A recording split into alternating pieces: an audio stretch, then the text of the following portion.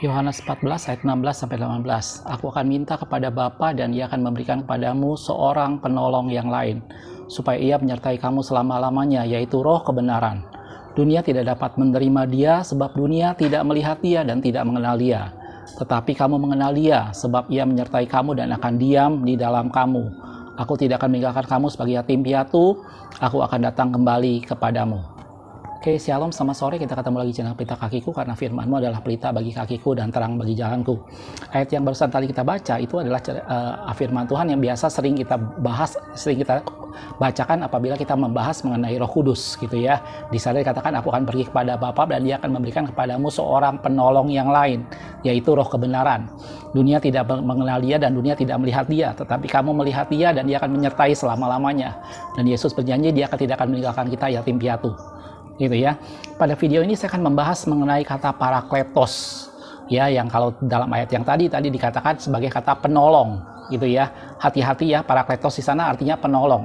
Sebenarnya kalau kita bicara soal parakletos, artinya tidak hanya itu aja, dan sebenarnya parakletos juga tidak hanya ditujukan kepada Roh Kudus, karena sebelumnya parakletos itu sendiri adalah salah satu statement yang diberikan pada Yesus sendiri.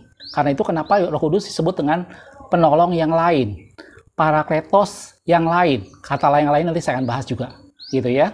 Oke, kita akan lihat di dalam 1 Yohanes 2 ayat 1. Di sini kata parakletos juga ditujukan untuk Yesus, gitu ya.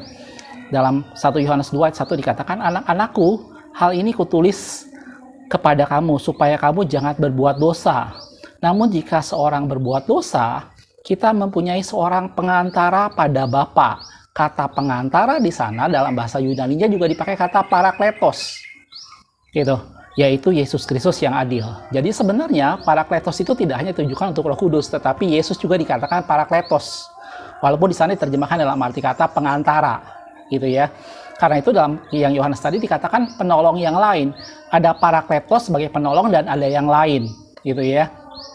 Saya ingin jelaskan sedikit. Kata yang lain dalam bahasa Yunani itu ada dua, yaitu alos dan heteros. Alos itu di sana yang lain, yang sama.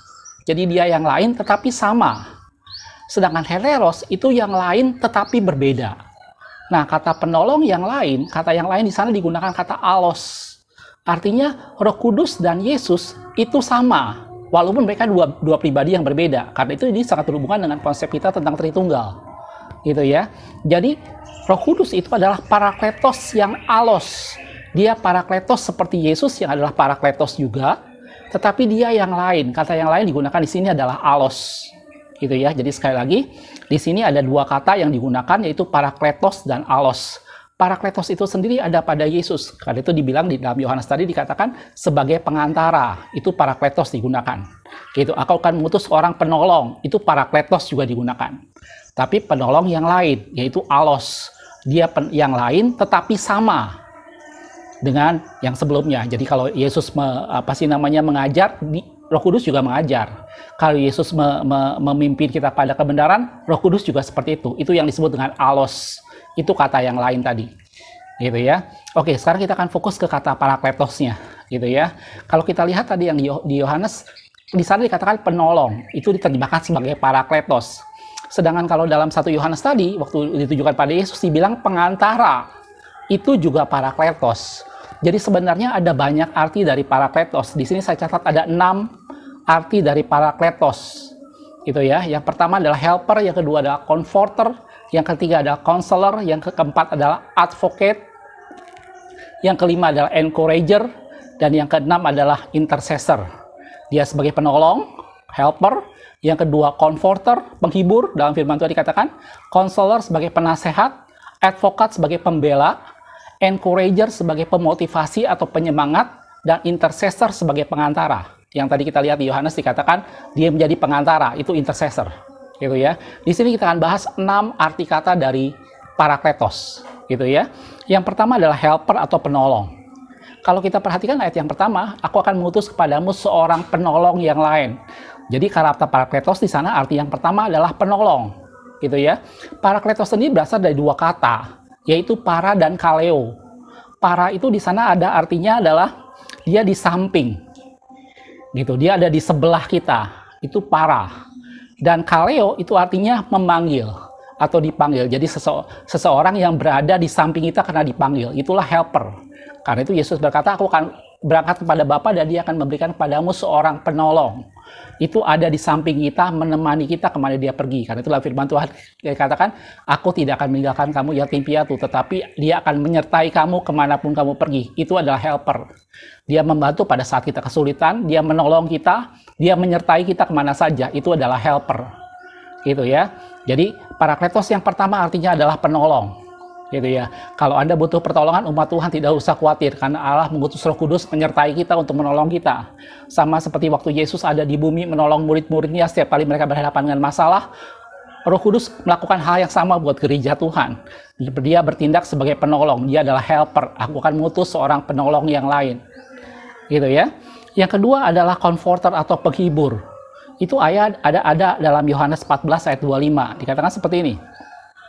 Semuanya itu kukatakan kepadamu selagi aku bersama-sama dengan kamu. Ayat 26-nya, tetapi penghibur, kata penghibur di sana adalah comforter. Itu apa sih namanya? Parakletos juga. Yaitu Roh Kudus yang akan diutus oleh Bapa dalam namaku, dialah yang akan mengajarkan segala sesuatu kepadamu dan mengingatkan kamu tentang semua yang kukatakan kepadamu. Jadi yang kedua arti dari parakletos itu adalah comforter atau penghibur. Gitu. Jadi Parakletos di sini yang pertama adalah helper, dia adalah penolong kita, dan yang kedua yang menghiburkan kita. Pada saat kita mengalami sesuatu hal yang sulit, pada saat kita mengalami sesuatu hal di mana kita berduka atau karena sesuatu hal, maka Roh Kudus menghiburkan kita. Gitu ya. Yang diutus dalam nama Bapa, dikatakan seperti itu. Yang kedua adalah dia sebagai penghibur, comforter. Gitu. Dan di dalamnya tadi dikatakan bahwa dia mengajarkan segala sesuatu dan mengingatkan kepadamu apa yang aku katakan. Nah, itu yang ketiga.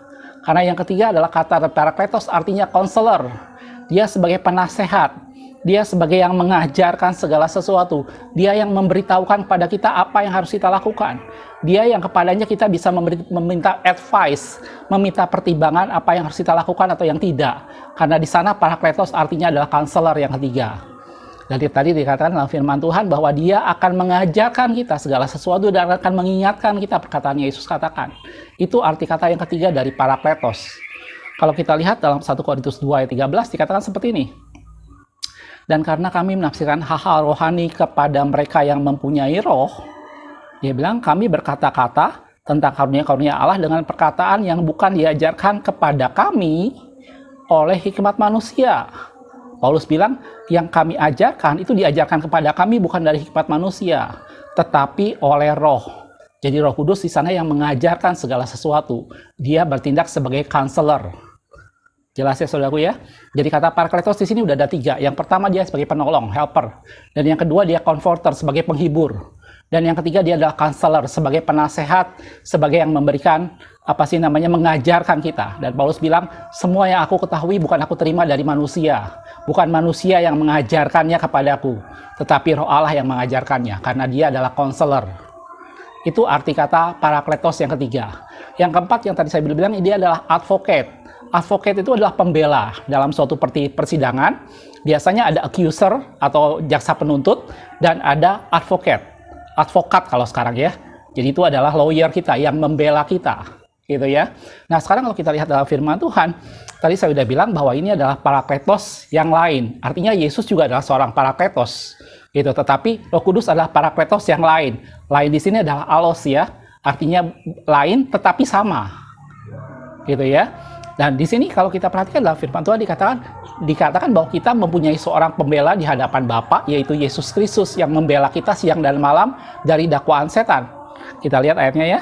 Dalam Roma 8 ayat 34. Yesus Kristus yang telah mati, bahkan lebih lagi yang telah bangkit dan juga duduk di sebelah kanan Allah, yang malah menjadi pembela bagi kita. Di surga ada Yesus yang membela kita di hadapan Bapa. Nah, sementara kita yang di bumi, maka kita akan ada Roh Kudus yang membela kita dari tuduhan-tuduhan yang iblis berikan. Iblis menuntut kita, iblis accuse kita dengan berbagai banyak tuntutan tentang hal bagaimana kita pernah berbuat dosa, bagaimana kita melakukan sesuatu yang salah. Iblis menuntut kita terus, dan Roh Kudus di sana bertindak sebagai advokat, sebagai pembela kita, sebagai pribadi yang membela kita di hadapan Allah. Di surga ada Yesus yang membela kita di hadapan Bapa, di bumi ada Roh Kudus yang membela kita juga. Gitu. Ayatnya saya akan ambil dalam Roma 8 ayat 16. Dikatakan seperti ini, roh itu bersaksi bersama-sama dengan roh kita bahwa kita anak-anak Allah. Iblis accuse kita, iblis menuntut kita, mendakwa kita dengan berbagai macam tuduhan yang membuat ada rasa bersalah dalam hati kita karena satu dosa tertentu yang pernah kita lakukan sebelumnya. Tapi di sana Roh Kudus berperan sebagai advokat kita, sebagai pembela kita. Dan dibilang, roh itu bersaksi bersama-sama dengan roh kita bahwa kita anak Allah. Roh itu memberikan keteguhan dalam hati kita bahwa kita diselamatkan karena darah Yesus. Roh itu memberikan keteguhan dalam hati kita bahwa darah Yesus menyucikan kita dari segala dosa yang telah kita lakukan. Gitu ya. Jadi yang keempat dari Parakletos adalah advokat. Oke. Yang kelima, kalau kita bicara Parakletos, jangan lupa bahwa yang kelima arti dari Parakletos itu adalah encourager, yang artinya adalah penyemangat atau pemberi dorongan atau pemberi kuasa. Gitu ya. Kita akan lihat ayatnya. Dalam Lukas 24 ayat 49 dikatakan seperti ini. Dan aku akan mengirim kepadamu apa yang telah dijanjikan Bapakku. Itu Yesus sudah bilang sebelumnya. Tetapi kamu harus tinggal di kota ini sampai kamu dilengkapi dengan kekuasaan dari tempat tinggi. Kata Yesus, tunggu sampai kamu dilengkapi dengan perlengkapan dari yang maha tinggi. Itu Roh Kudus maksudnya. Di Kisah Rasul 1 ayat 8 dikatakan, tetapi kamu akan menerima kuasa, kamu akan menerima power, kamu akan menerima dunamis dalam bahasa aslinya. Kalau Roh Kudus turun ke atas kamu, di sana Roh Kudus sebagai encourager, sebagai pemberi semangat, sebagai pemberi kuasa, sebagai yang mendorong umat Tuhan melakukan sesuatu. Gitu ya. Dan kamu akan menjadi saksiku di Yerusalem, di seluruh Yudea dan Samaria dan sampai ke ujung bumi. Jadi kata Parakletos arti yang kelima di sana adalah encourager. Sebagai seorang yang memberi semangat, sebagai seseorang yang memotivasi umat Tuhan, memberi kuasa untuk melakukan sesuatu yang tidak bisa dilakukan dengan kekuatan sendiri. Gitu ya. Dalam Sakaria 4 ayat 6 dikatakan seperti ini. Maka berbicaralah ia, katanya, inilah firman Tuhan kepada Zerubabel bunyinya. Bukan dengan keperkasaan dan bukan dengan kekuatan, melainkan dengan rohku, firman Tuhan semesta alam. Jadi Roh Kudus di sana menjadi encourager. Memberi encourage. Membuat umat Tuhan bergairah. Membuat umat Tuhan melakukan sesuatu dengan penuh kuasa. Karena ada Roh Kudus di dalamnya. Jadi Roh Kudus kata Parakletos di sana artinya adalah encourager. Gitu ya.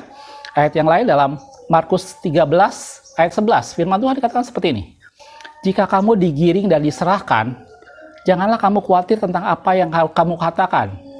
Tetapi katakanlah apa yang dikaruniakan kepadamu pada saat itu juga. Jadi di sini Yesus pernah bilang pada murid-muridnya, kalau kamu digiring dan diserahkan kepada para orang yang menuntut kamu, dibilang jangan kamu khawatir apa yang kamu katakan. Katakan yang dikaruniakan kepadamu pada saat itu juga. Apa dikatakan? Sebab bukan kamu yang berkata-kata, melainkan Roh Kudus. Roh Kudus memampukan mereka berkata-kata. Mereka tidak usah bingung dengan apa yang harus mereka katakan, tidak usah bingung dengan apa yang harus mereka pertanggungjawabkan, karena pada saat itu Roh Kudus mengaruniakan kepada mereka perkataan untuk mereka sampaikan. Itu adalah encourager. Itu membuat mereka melakukan sesuatu yang tidak bisa dilakukan dengan kekuatan sendiri.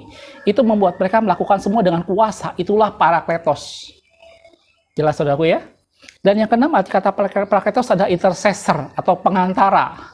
Biasa ini berhubungan dengan kalau ada pendoa syafaat, itu syafaat itu disebut dengan intercession. Gitu ya. Jadi intercessor itu adalah pendoa syafaat atau pengantara. Gitu. Roh Kudus itu berfungsi, Parakletosnya adalah artinya dia menjadi pengantara kita dengan Bapa. Dia membantu kita berdoa kepada Allah dengan keluhan-keluhan yang tidak terucapkan. Gitu ya. Ayatnya saya yakin kita semua udah banyak tahu, Roma 8 ayat 26 dikatakan seperti ini. Demikian juga Roh membantu kita dalam kelemahan kita. Sebab kita tidak tahu bagaimana sebenarnya harus berdoa. Tetapi Roh sendiri berdoa untuk kita. Jadi waktu kita berbahasa roh, itu Roh Kudus yang berdoa untuk kita kepada Allah. Dibilang dengan keluhan-keluhan yang tidak terucapkan. Itu intercessor. Jelas saudaraku ya? Jadi ini ada 6 arti kata dari Parakletos yang ada dalam firman Tuhan yang tadi saya sudah bilang sebenarnya ini tidak hanya ditujukan pada Roh Kudus karena Yesus juga dibilang Parakletos, tetapi Roh Kudus digambarkan sebagai Parakletos, penolong yang lain, Parakletos yang alos. Yang lain di sana menggunakan kata alos. Dan Parakletos di sini artinya ada 6. Yang pertama adalah helper, yang kedua comforter, yang ketiga counselor, yang keempat advocate, dan yang kelima encourager, dan terakhir adalah intercessor. Dia sebagai penolong, dia sebagai penghibur, dia sebagai penasehat atau konselor, dia sebagai pembela kita, advokat kita, dia sebagai pemberi semangat, encourager, dan terakhir dia sebagai pengantara kita, yaitu intercessor. Itulah 6 arti kata dari Parakletos yang biasa kita dengar. Kalau kita bicara, Yesus bilang, aku akan mengutus kepadamu seorang penolong yang lain, yaitu Roh Kudus. Itu adalah Parakletos, dan di dalamnya ada 6 fungsi ini. Dia berfungsi untuk menolong kita, dia berfungsi untuk menghibur kita pada saat kita berduka, dia juga berfungsi untuk mengajar kita, menasehati kita karena dia adalah konselor, dia juga berfungsi untuk membela kita dari segala dakwaan karena Roh Kudus bersaksi bersama dengan roh kita bahwa kita adalah anak Allah. Dia juga memotivasi kita, memberi kuasa untuk melakukan sesuatu yang tidak bisa kita lakukan dengan kekuatan sendiri. Itu adalah encourager. Dan terakhir, Roh Kudus membantu kita berdoa kepada Allah dengan keluhan-keluhan yang terlalu tidak terucapkan. Itu adalah intercessor. Jelas saudaraku ya? Jadi ini adalah 6 arti kata yang ada dalam firman Tuhan tentang Parakletos. Gitu ya, mudah-mudahan ini semua menambah wawasan kita tentang Roh Kudus. Oke, beberapa ayat terakhir untuk menambahkan, dalam Efesus 1 ayat yang ke-13 dikatakan, di dalam dia kamu juga, karena kamu telah mendengar firman kebenaran, yaitu Injil keselamatan. Di dalam dia kamu juga, yang telah percaya, dimeteraikan oleh Roh Kudus, dimeteraikan dengan Roh Kudus yang dijanjikan itu. Jadi Roh Kudus menjadi meterai. Dia memeteraikan kita bahwa kita adalah milik Allah. Gitu ya. Dalam Efesus 1 ayat 14 di bawahnya, dikatakan, dan Roh Kudus itu adalah jaminan bagian kita sampai kita memperoleh seluruhnya, yaitu penebusan yang menjadikan kita milik Allah untuk menguji kemuliaannya. Jadi Roh Kudus memeteraikan kita, Roh Kudus menjadi jaminan bagian kita untuk mendapat seluruh yang dijanjikan Allah. Gitu ya. Dan ingat kata firman Tuhan dalam Efesus 4 ayat 30, dan janganlah kamu mendukakan Roh Kudus Allah yang telah memeteraikan kamu. Sekali lagi dia bilang Roh Kudus memeteraikan kita menjelang hari penyelamatan. Jangan dukakan Roh Kudus. Mari hidup bergaul dengan Roh Kudus. Dia adalah satu pribadi Allah. Dia ada untuk menyatakan pribadi Allah. Dia adalah manifestasi dari Allah sendiri. Dia mengajar kita. Dalam firman Tuhan dikatakan, siapa yang tahu dalam diri Allah selain daripada roh Allah itu sendiri? Siapakah yang tahu dalam diri manusia selain daripada roh manusia itu sendiri? Begitu juga, siapakah yang tahu dalam diri Allah selain daripada roh Allah? Roh Allah itu yang membukakan segala sesuatu. Apa yang tidak pernah dilihat oleh mata, tidak pernah didengar oleh telinga, dan tidak pernah timbul dalam hati manusia, itu disediakan Allah bagi orang-orang yang mengasihinya. Dan roh Allah membuka itu semua karena roh Allah menyelidiki segala sesuatu. Dia adalah memanifestasikan kehadiran Allah karena dia adalah Allah sendiri. Dia melalui Roh Kudus kita bisa mengenal siapa Allah. Jangan mendukakan Roh Kudus, mari hidup bergaul dengan Roh Kudus. Dia menjadi jaminan buat kita, dia menjadi meterai, memeteraikan kita bahwa kita adalah milik Allah. Gitu ya. 2 ayat yang terakhir dalam Galatia 5 ayat 25 dikatakan, jika kita hidup oleh roh, ingat, mari kita hidup oleh roh. Jika hidup oleh roh, maka dikatakan, baiklah hidup kita juga dipimpin oleh roh. Gitu ya. Mari hidup dalam roh, dan kemudian kita dipimpin oleh roh. Ayat yang terakhir dalam Roma 8 ayat 14, semua orang yang dipimpin oleh roh Allah adalah anak-anak Allah. Jelas saudaraku ya, kita bersyukur bahwa Yesus mati dan dia naik ke surga. Karena kalau Yesus mati dan naik ke surga, maka dia akan mengutus bagi kita seorang penolong yang lain. Itulah Roh Kudus, itulah Parakletos. Dia adalah penolong kita, dia adalah penghibur kita, dia adalah penasehat kita, dia adalah pembela kita, dia adalah pemberi semangat, pemberi kuasa, dan dia adalah pendoa syafaat bagi kita. Mari jangan lukakan Roh Kudus, jangan sampai kita mengatakan kata-kata hujat terhadap Roh Kudus. Gitu. Biar kita hidup dipimpin oleh roh, dan kita hidup di dalam roh. Makasih sudah menonton, kita ketemu di video berikutnya. Semoga tubuh, jiwa, dan roh kita terpelihara sampai kedatangan Yesus yang 2 kali. Tuhan Yesus memberkati.